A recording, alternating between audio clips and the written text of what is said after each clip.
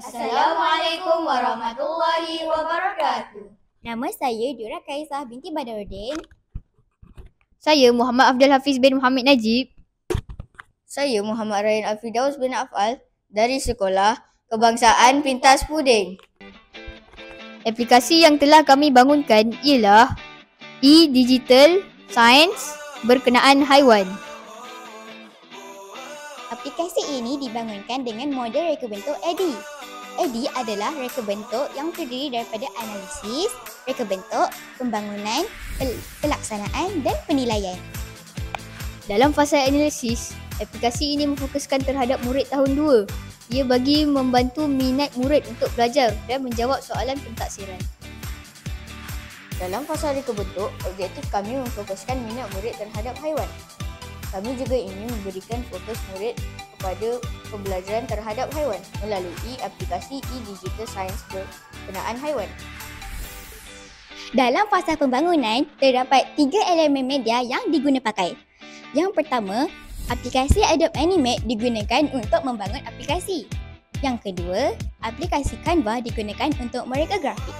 Yang terakhir iaitu aplikasi YouTube, kami menggunakannya untuk menyunting video penyertaan. Dalam paparan utama, terdapat butang mula untuk pergi ke bahagian menu utama. Pada bahagian menu utama, terdapat 6 butang yang disediakan. Yang pertama, nota. Yang kedua, kuis. Yang ketiga, manual. Yang keempat, sound button. Yang kelima, mute. Yang keenam, keluar.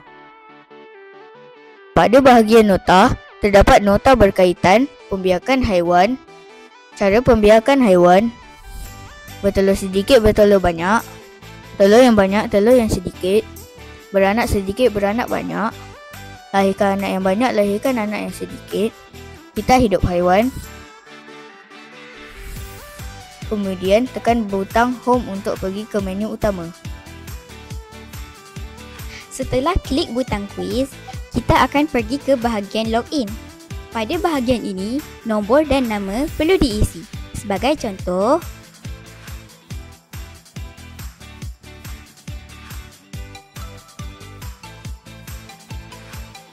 di bahagian quiz, terdapat 5 soalan yang perlu dijawab.